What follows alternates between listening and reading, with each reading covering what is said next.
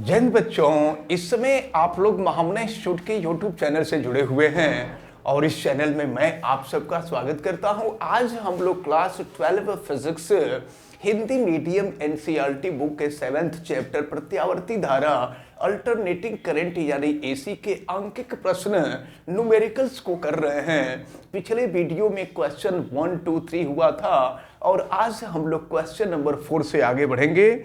देखते हैं question number 4। आप सभी लोग बुक खोल लीजिए और देखिए क्वेश्चन 4 में 2 पार्ट दिए हुए हैं। पहला ए पार्ट है, ए पार्ट को पहले सॉल्व किया जाए।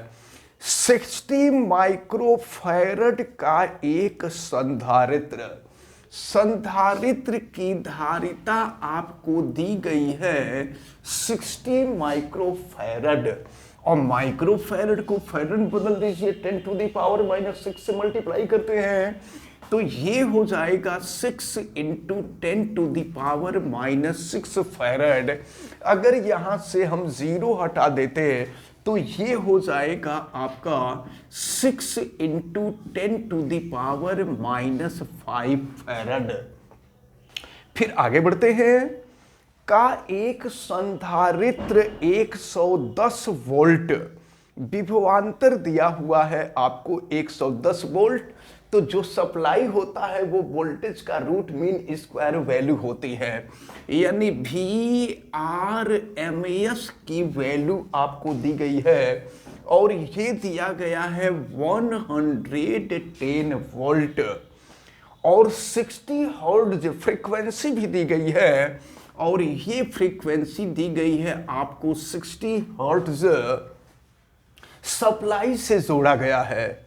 तो परिपथ में धारा के RMS मान को ज्ञात कीजिए। तो IRMS की वैल्यू पूछी जा रही है। अब देखें, आपको मालूम है कि I = होता है V/R, लेकिन जानते हैं आपसे IRMS की वैल्यू पूछी जा रही है, तो जब IRMS की वैल्यू पूछी जा रही तो VRMS हो जाएगा। तो ये IRMS = VRMS। और सुनिए, परिपथ में संधारित्र है, तो जब परिपथ में संधारित्र होता है तो परिपथ के प्रतिरोध को हम धारितीय प्रतिघात कहते हैं और धारितीय प्रतिघात को हम XC से रिप्रेजेंट करते हैं। ये सबको पता है। अब जरा ध्यान पूर्वक देखें। अब यहाँ पे हम वैल्यू रखते हैं तो फिर यहाँ पर मिलेगा आपको IRMS = VRMS। तो आपको मालूम है ये VRMS/XC धारितीय प्रतिघात और XC से होता है 1/ωc होता है। अब इसको हम ऊपर कर देते हैं तो ये हो जाएगा ωc VRMS हो जाएगा। और फिर अगर एक स्टेप हम आगे बढ़ते हैं तो देखें, ओमेगा के जगह पे 2πf ओमेगा की वैल्यू होती है, तो ये हो जाएगा 2πfc और ये हो जाएगा VRMS। अब हम सभी वैल्यू यहां पुट कर देते हैं तो IRMS = हम रख देते हैं 2 और पाई की वैल्यू होती है 3.14 और फिर देखें F की वैल्यू आपको दी गई है 60 और फिर C की जो वैल्यू दी गई है आपको ये है 6 × 10 टू द पावर -5 फैरड और VRMS की वैल्यू आप देख रहे हैं ये 110 है। अब हम लोगों को इसे सॉल्व करना है और देखिए सॉल्व करने के लिए हम करें क्या, जरा यहाँ देख लीजिए आप। अगर इस 0 को हम हटाते हैं और फिर इस 0 को हटाते हैं तो 10 टू द पावर 2 हो जाएगा। तो 10 टू द पावर -5 है, अब +2 आ जाएगा तो ये हो जाएगा आपका 10 टू द पावर -3। अब इसके बाद हम इसको सॉल्व करते हैं तो देखें ये हो जाएगा, अगर 3.14 में 2 से मल्टीप्लाई कर दें तो ये 6.28 हो जाएगा और फिर देखें ये 6 इंटू 6 36 हो जाएगा, और 36 का अगर हम 11 में मल्टीप्लाई कर दें तो ये हो जाएगा आपका 396 हो जाएगा, और इंटू 10 टू द पावर -3, तो -3 जब हटा देंगे ना तो ये डेसिमल जो है यहां आ जाएगा, यानी ये हो गया आपका 6.28 इंटू 0.396। अब इसका हम मल्टीप्लाई कर देंगे तो ये वैल्यू मल्टीप्लाई करके अगर लगभग में लिखा जाए तो ये 2.49 एम्पियर हो जाएगा। यही आपसे पूछा जा रहा था IRMS की वैल्यू। अच्छा, ये इसका ए पार्ट था। अब अगर बी पार्ट हम देखें तो बी पार्ट में आपसे कहा है कि एक पूरे चक्र की अवधि में, यानी प्रत्यावर्ती धारा जब एक पूरा चक्कर लगा लेती है तो परिपथ में कितनी नेट शक्ति अवशोषित होगी, यानी पी की वैल्यू पूछी जा रही है। तो पी के लिए आपने फार्मूला देखा था VRMS इंटू IRMS, और ये होता है cos फाई। और सुनिए, आप यहां देख रहे हैं परिपथ में संधारित्र लगा है, तो जब परिपथ में संधारित्र लगा होता है तो संधारित्र में यानी धारिता में धारा 90 अंश अग्रगामी होती है विभवांतर से, यानी विभवांतर और धारा के बीच जो कलांतर होता है वो 90 डिग्री का होता है। यहां हम कर देंगे cos 90, और cos 90 की वैल्यू 0 हो जाएगी।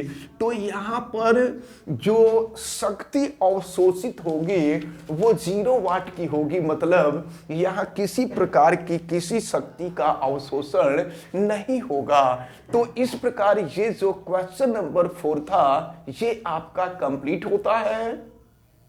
अब हम लोग क्वेश्चन नंबर 6 को देखने जा रहे हैं।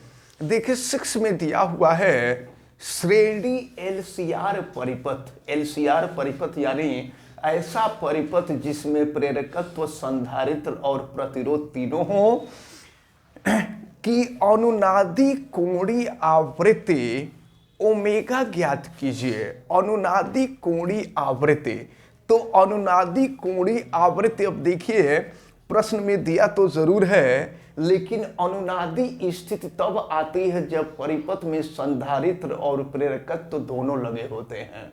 फिलहाल देखते हैं कोणीय आवृत्ति ओमेगा की वैल्यू आपसे पूछी जा रही है।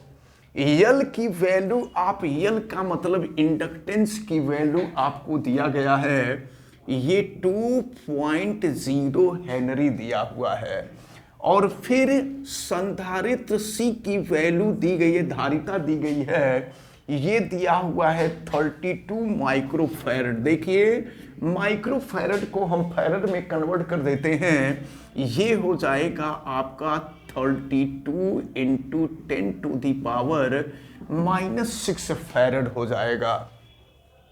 तथा R equal to, R resistance है, और रेजिस्टेंस R की वैल्यू आपको दी गई है 10 ओम दिया गया है। अब देखिए क्या पूछा जा रहा है, इस परिपथ का गुणता कारक को Q से प्रदर्शित करते हैं, इसका भी मान पूछा जा रहा है आपसे, और अनुनादी आवृत्ति तो पूछी जा रही है।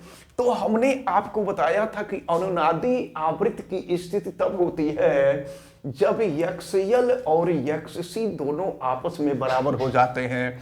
तो ये XL इज इक्वल टू हो जाएगा XC, और XL इज इक्वल टू आपको मालूम है ओमेगा L होता है, XC इज इक्वल टू 1/ओमेगा C होता है। अब ओमेगा को इधर ला दें तो omega square is equal to 1/LC हो जाएगा, और यहाँ से ओमेगा की वैल्यू निकालें, स्क्वायर इधर आकर के अंडर रूट हो जाएगा। अब यहाँ पे वैल्यू हम लोग रख देंगे तो कोणीय आवृत्ति ओमेगा की वैल्यू ज्ञात हो जाएगी। तो ओमेगा इज इक्वल टू 1/√, यल की वैल्यू रख देते हैं 2, और C की जो वैल्यू है ये 32 इंटू 10 टू दी पावर -6 दिया हुआ है। चलिए इसको सॉल्व कर दीजिए। तो ओमेगा इज इक्वल टू 1/, ये देखिए 32 दूना 64 हो जाएगा, और 64 का वर्गमूल 8 होता है और 10 टू दी पावर -6 का स्क्वायर रूट जो है 10 टू दी पावर -3 होगा। अब इसको सॉल्व करेंगे, 10 टू दी पावर -3 ऊपर चला जाएगा तो ये हो जाएगा आपका, देखिए 10 टू दी पावर 3 का मतलब 1000 हो जाएगा और 1000 को हम 100 इंटू 10 कर दे रहे हैं और नीचे है 8। अब इसको हम कटा देते, देखिए अगर 4 से हम कटा दे तो 4 दूना 8 हो जाएगा और ये हो जाएगा 25। फिर 2 से इसको कटा देंगे तो ये 5 हो जाएगा और 25 पाँचे 125 हो जाएगा। तो ये हो गया, ओमेगा की वैल्यू निकल गई 125 और कोणीय आवृत्ति है। तो कोणीय आवृत्ति का जो मात्रक होता है यह रेडियन पर सेकंड होता है। तो कोणीय आवृत्ति निकल गई 125 रेडियन प्रति सेकंड। फिर देखिए आपसे पूछा जा रहा था परिपथ का गुणता कारक, तो गुणता कारक Q इज इक्वल टू हुआ करता है एक्सएल और R का अनुपात, यानी प्रेरण प्रतिघात और प्रतिरोध का जो अनुपात होता है यही गुणता कारक कहलाता है। तो इसके बारे में आपसे पूछा जा रहा है, हम रख देते हैं वैल्यू इसकी ज्ञात करते हैं।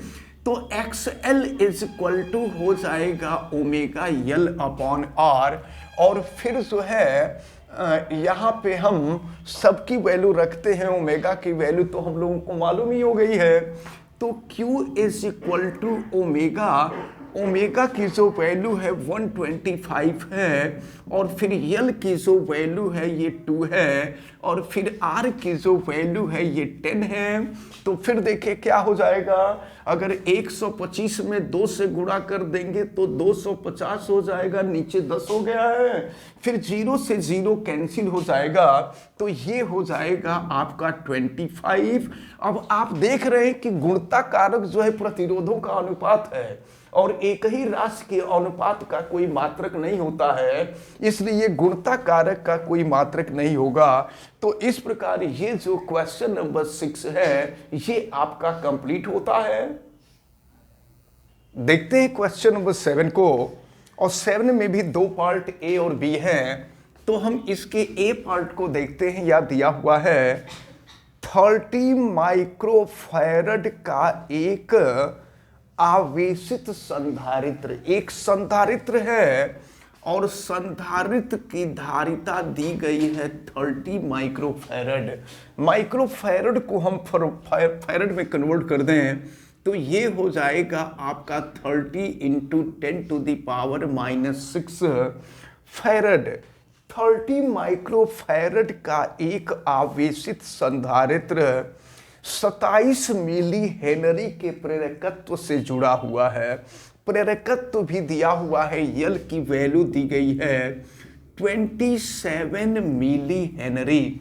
तो मिली हेनरी को हेनरी में कन्वर्ट कर दे, 10 टू दी पावर -3 से मल्टीप्लाई कर देंगे, 27 into 10 to the power -3 henry हो जाएगा। अब देखें फिर परिपथ में मुक्त दोलनों की कोणीय आवृत्ति ज्ञात कीजिए। तो मुक्त दोलन की कोणीय आवृत्ति यानी वही ओमेगा और उसकी वैल्यू अनुनाद की स्थिति में ही आती है। तो ओमेगा इक्वल टू हमने अभी आपको बताया पिछले क्वेश्चन में कि 1 होता है √LC। चलिए इसको हम सॉल्व कर लेते हैं और फिर देखते हैं वैल्यू क्या मिलती है। ये हो जाएगा 1/√30 इंटू 10 टू दी पावर -6 और फिर ये हो जाएगा 27 इंटू 10 टू दी पावर -3 हो जाएगा। चलिए देखते हैं। अब यहाँ पर हम सॉल्व कर रहे हैं, देखिए हम 0 यहाँ से हटा दे रहे हैं तो ये 27 और इंटू 3 हो जाएगा 81 और 10 टू दी पावर -5 हो जाएगा, 0 हटा दिए हैं, -5 और -3 10 टू दी पावर -8 हो जाएगा। अब हम सॉल्व करते हैं तो 1/81 का जो वर्गमूल है ये 9 हो जाएगा और 10 टू दी पावर -8 का वर्गमूल 10 टू दी पावर -4 हो जाएगा। अब इसको अगर हम सॉल्व करें तो ये वैल्यू हो जाएगी आपकी, देखें 1/9 और 10⁻⁻4 को ऊपर ले जाए तो 10⁴ हो जाएगा। तो इसको हम 10 × 10⁻³ कर दे रहे हैं। अब 10 को हम 9 से डिवाइड कर दें तो ये वैल्यू जो है लगभग 1.11 करके आती है। तो ये हो जाएगा 1.1 × 10⁻³ और ये हो जाएगा आपका कोणीय, ये जो है कोणीय आवृत्ति है तो रेडियन पर सेकंड हो जाएगा। तो ये जो फर्स्ट पार्ट था, फर्स्ट पार्ट सॉल्व होता है। अब हम लोग इसका बी पार्ट देखते हैं। बी पार्ट में आपसे क्या कहा जा रहा है, यदि संधारित्र का प्रारंभिक आवेश को नॉर्मली हम Q0 से रिप्रेजेंट करते हैं। तो प्रारंभिक आवेश Q0 की वैल्यू दी गई है और ये दिया हुआ है आपको 6 मिली कूलाम दिया हुआ है। तो 6 मिली कूलाम दिया हुआ है, कूलाम में कन्वर्ट कर देंगे इसको, ये 6 × 10⁻³ कूलाम हो जाएगा।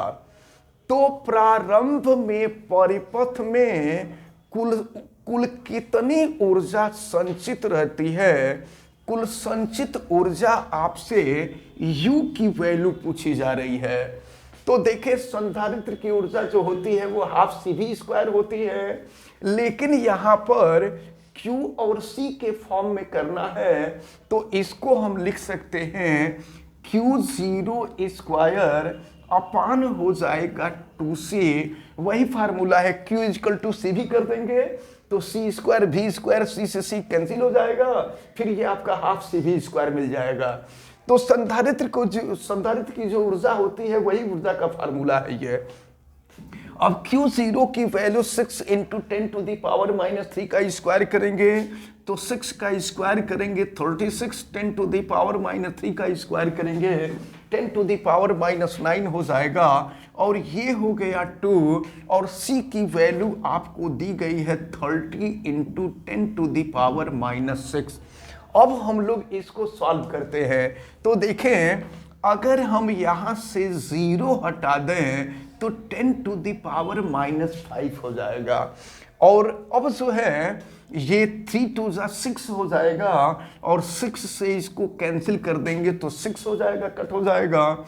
तो 6 × देखें 10⁻⁻5 ऊपर जाएगा +5 हो जाएगा तो -9 और +5 ये हो जाएगा आपका 10⁻⁻4 हो जाएगा। तो इतना जूल हो जाएगा। ये आपसे ऊर्जा की वैल्यू पूछी जा रही थी और ये वैल्यू हम लोगों को प्राप्त होती है। देखिए थोड़ा सा फॉल्ट हो गया है, -3 का स्क्वायर करते हैं तो -6 होता है और फिर ये ऊपर जाएगा तो -1 हो जाएगा और -1 का हम यहाँ मल्टीप्लाई कर देंगे तो ये हो जाएगा 0.6 जूल। तो इस प्रकार ये जो क्वेश्चन नंबर 7 का जो बी पार्ट था, ये बी पार्ट भी आपका सॉल्व होता है। अब हम लोग देखते हैं क्वेश्चन नंबर 9 को। यहां दिया हुआ है R = 20 ओम, R की वैल्यू 20 ओम दिया गया है और L = देखें L = 1.5 हेनरी दिया हुआ है और C की जो वैल्यू है धारिता 35 माइक्रो फैरेड दिया हुआ है। तो माइक्रो फैरेड को तो फैरेड में कन्वर्ट करना पड़ेगा और चलिए इसको हम कन्वर्ट कर दें तो ये हो जाएगा आपका 35 × 10⁻⁻6 फैरेड हो जाएगा। वाले एक श्रेणीबद्ध LCR सर्किट का मतलब समझते ही हैं, परिपथ जिसमें इंडक्टेंस, रेजिस्टेंस और कैपेसिटेंस तीनों लगे हों।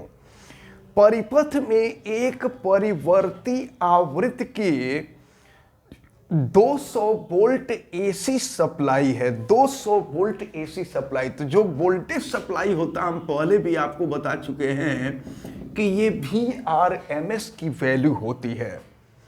जब जोड़ा गया, जब सप्लाई की आवृत्ति परिपथ के मूल आवृत्ति के बराबर है। याद रखे रहिए, कर सप्लाई की आवृत्ति परिपथ के मूल आवृत्ति के बराबर हो तो जब ये स्थिति आती है तो अनुनाद की स्थिति आती है, जब दोनों आवृत्तियां बराबर हो जाती हैं। और जब अनुनाद की स्थिति आती है ना तो उस स्थिति में XL और XC दोनों आपस में बराबर हो जाते हैं। फिलहाल आगे बढ़ते हैं।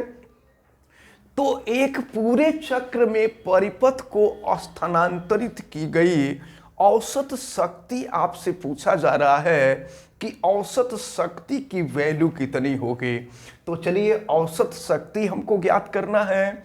तो औसत शक्ति के लिए फार्मूला आपको मालूम है, ये होता है VRMS इंटू IRMS और ये हो जाएगा cos फाई। तो हमको VRMS की भी वैल्यू पहले ज्ञात करनी होगी, फिर IRMS की भी वैल्यू ज्ञात करनी होगी। तो अब चले जरा ध्यान पूर्वक देखें। फिर VRMS की वैल्यू हम पहले ज्ञात करते हैं। तो VRMS के लिए हमको परिपथ की प्रतिबाधा Z की वैल्यू निकालनी होगी। और Z क्या होगा? तो जब LCR सर्किट होता है तो आपको मालूम है कि इसमें R² plus XL minus XC whole का स्क्वायर होता है। रख देते हैं हम यहाँ पर। अब चूंकि अनुनाद की स्थिति है तो अनुनाद की स्थिति में XL और XC दोनों आपस में बराबर होते हैं। तो ये 0 हो जाएगा, बच जाएगा R² यानी R हो जाएगा। तो Z जो होगा यानी परिपथ की जो प्रतिबाधा होगी वो Z के इक्वल होगी, सॉरी रेजिस्टेंस के इक्वल होगी और इसकी वैल्यू जो है 20 ओम के बराबर है। अब जरा ध्यान पूर्वक देखें तो फिर जो है IRMS की वैल्यू और VRMS की तो वैल्यू VRMS की वैल्यू दिया गया है। देखिए हम लोग नोट नहीं कर पाए थे, ये 200 वोल्ट दिया हुआ है, ये है 200 वोल्ट। अब हम लोग IRMS की वैल्यू ज्ञात करते हैं। तो IRMS इज इक्वल टू हो जाएगा VRMS अपॉन R हो जाएगा। तो VRMS की वैल्यू हो जाएगी 200 और R की वैल्यू हो जाएगी 20। फिर इसको हम कट कर देते हैं। तो कट कर देंगे तो ये 0 से 0 कैंसिल, 2 से कट करेंगे तो ये 10 हो जाएगा। ये 10 एम्पियर हो गया। IRMS की वैल्यू हमको ज्ञात हो गई। अब देखिए VRMS की वैल्यू मालूम है, IRMS की वैल्यू ज्ञात हो गई। अब हम cos फाई की वैल्यू ज्ञात करें तो देखिए cos फाई जो होता है ये जैसा कि जानते हैं cos थीटा बराबर आधार बटे कर्ण होता है। तो अगर जो फिगर LCR सर्किट के लिए बनता है परिणामी विभवांतर निकालने के लिए, अगर वहां से हम cos फाई की वैल्यू ज्ञात करें तो ये हो जाता है R अपॉन Z। लेकिन यहाँ पर देख रहे हैं Z की वैल्यू जो निकली थी वो R के इक्वल थी, तो R से R कैंसिल हो जाएगा तो ये हो जाएगा 1। अब हम लोग इसको सॉल्व करते हैं। देखें P बार की वैल्यू हम फाइंड करते हैं तो VRMS हो जाएगा 200, IRMS की वैल्यू 10 और cos फाई की वैल्यू 1 है। हम यहाँ रख देते हैं तो फिर ये हो जाएगा P bar is equal to ये हो जाएगा 2000 वाट। अगर हम इसको चाहते तो किलो वाट में भी कन्वर्ट कर देते, तो किलो वाट में कन्वर्ट कर देते तो ये हो जाएगा 2 किलो वाट। तो इस प्रकार आपसे क्वेश्चन में यही पूछा जा रहा था कि पूरे चक्र में परिपथ में कितनी शक्ति स्थानांतरित होगी। तो स्थानांतरित शक्ति जो है ये 2 किलो वाट या 2000 वाट के इक्वल है। तो इस प्रकार देखें आज आपको बहुत महत्वपूर्ण न्यूमेरिकल बताए गए हैं और हमें उम्मीद है कि सब आपको बहुत अच्छी तरह से समझ में आए होंगे। जो शेष न्यूमेरिकल होंगे उनको कल के वीडियो में हम नेक्स्ट वीडियो में बता देंगे और हमें उम्मीद है कि सब बहुत अच्छी तरह से समझ में आया होगा। आप वीडियो को लाइक जरूर कीजिएगा और अगर आप चैनल पे नए हैं तो चैनल को सब्सक्राइब भी कर लीजिए, बेल आइकन को भी प्रेस करें और अगर किसी प्रकार की कोई दिक्कत समझ में आती है तो आप हमें हमें कमेंट करके ज़रूर बतावें और वीडियो को मैक्सिमम स्टूडेंट तक शेयर करें। आप सभी लोगों का बहुत बहुत धन्यवाद। जय हिंद।